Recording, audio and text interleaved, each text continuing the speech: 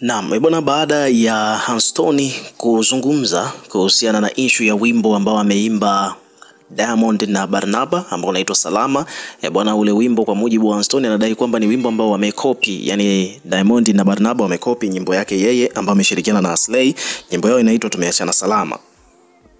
Kwa sababu yeye mwenyewe Hanstoni amehisi kwamba melody zinafanana, lakini pia vile vile the whole story ya hizi nyimbo ziko the same, lakini pia ukisikiliza vizuri na utagundua kwamba kwa namna moja au nyingine miondoko ya beat pia vile vile iko sawa. Lakini ukiachana hayo yote, ukizingatia kwamba yeye Hanstoni nyimbo ambayo ameshirikiana na Aslay wameitoa tokea Januari, mnamo Januari tarehe 25, alafu Diamond na Barnaba wametoa nyimbo yao Mei tarehe 5.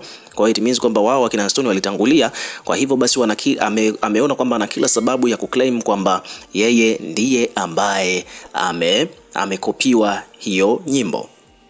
So tumeshazungumza hiyo issue mwanzo mwisho katika video iliyopita, lakini baada ya hapo ni kwamba inaonyesha kwamba Hanstoni bado hakuishia hapo, akaendelea kukumbuka mpaka yale majeraha ambayo alikuwa ameyapitia pale akiwa Wasafi. Maana tunafahamu kwamba Hanstoni bwana alivyotoaga ngoma ya Iyokote ambayo alishirikiana na Mauasama, ni kwamba Diamond alikuwa anataka kumsaini katika record label yake ya Wasafi na alikuwa yuko bench kwa ajili ya kujiandaa.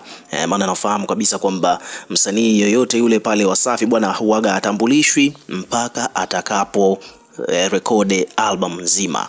And then baada ya hapo, baada ya kurekodi album ndipo unakuja unatambulishwa na nyimbo zako zinaanza kuachiwa na mambo mengine kama hayo, wanakupiga promo, unakuwa star na mambo mengine yanaendelea. So kwa mujibu wa Hanstoni bwana amesota pale kwa takribani muda wa miaka. Umeona sio labda mwaka mmoja au miwili, hapana. Hanstoni amekaa pale kwa muda wa miaka mitatu akiwa anasubiria nafasi yake ya yeye kutambulishwa, lakini mwisho wa siku inasemekana kwamba kutokana na utovu wa nidhamu hakupata hiyo nafasi, akatimuliwa. Sasa basi Hanstoni mwenyewe kupitia kurasa wake wa Instagram hapa amekuja kuelezea hilo swala kiundani. Ameandika kwamba just imagine, nilikaa nikiwa nasubiria kwa kipindi cha muda wa miaka mitatu. Sikuwa na fedha hapo Wasafi zaidi ya kuwanufaisha nyie tu. Zaidi ya kuwafurahisha nyie tu. Na kinachoniuma zaidi ni kwamba mwisho wa siku hata nilipoona inachosha sana na inatosha, baada ya kuona kwamba mnavunja mkataba wenu wenyewe kwa kukiuka na kuvisahau vipengele vilivyokuwepo kwenye mkataba hapo WCB, mimi kwa wema kabisa bila hata kutaka kelele na mtu, baada ya kuona kwamba hamkuwa na mipango ya dhati na mimi zaidi ya kunitaka tu kunipoteza kwenye game na kwenye kila kitu, yani almanusura hata kufa kabisa. Sababu ya furaha yangu nilionayo na hii talent yangu tu ndio nilikabidhi kwa God.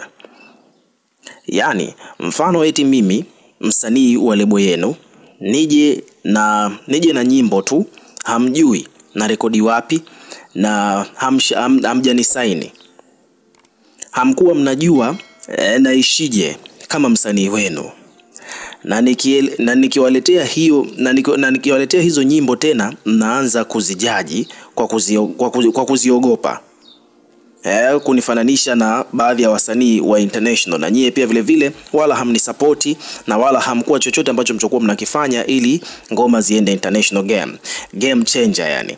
Na pia vile vile unaanza tena kuzitamani na kuzitaka zingine ziwe za kwako ili huko international uende wewe peke yako tu. Kiukweli inasikitisha sana. Eti madai uimbe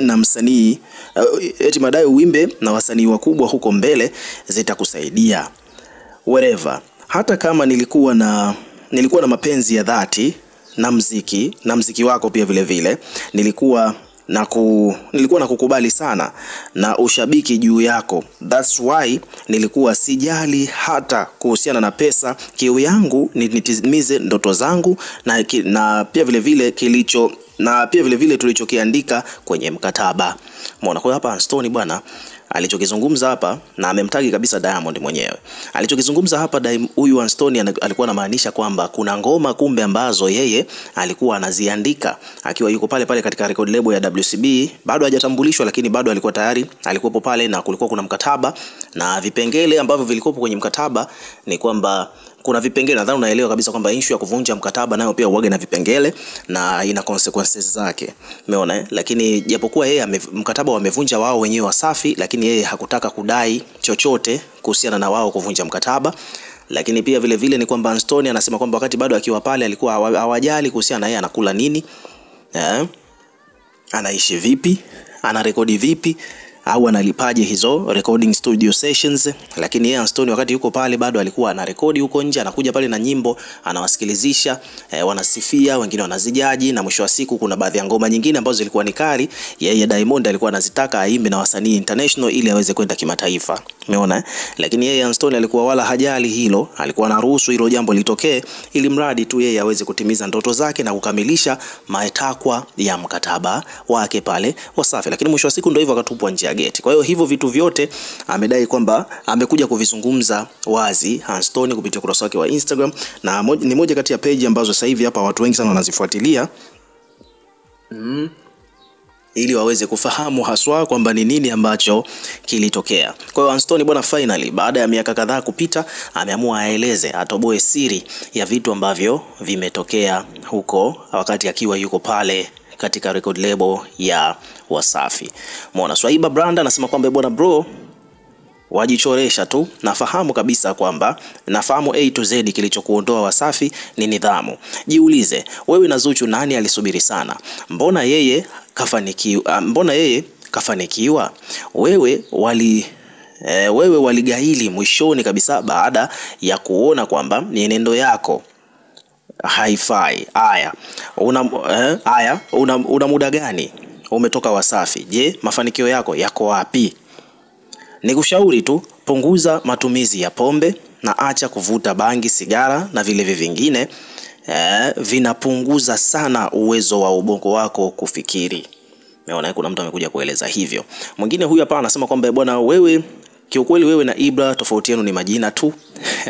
Farida Cutie anasema kwamba bwana, mimi kipindi nilikuwa nafanya kazi choo cha stendi, nilikuwa nikimwona mtu anakuja mbio na geuza bei. Kuna mtu ameandika hivyo. Haya, amekuja kuelezea story ya maisha yake. Haya, so at the end of the day ni kwamba huo ndio ujumbe wa Stone. Huu ni ujumbe mwingine sasa ambao amemtagi Diamond moja kwa moja.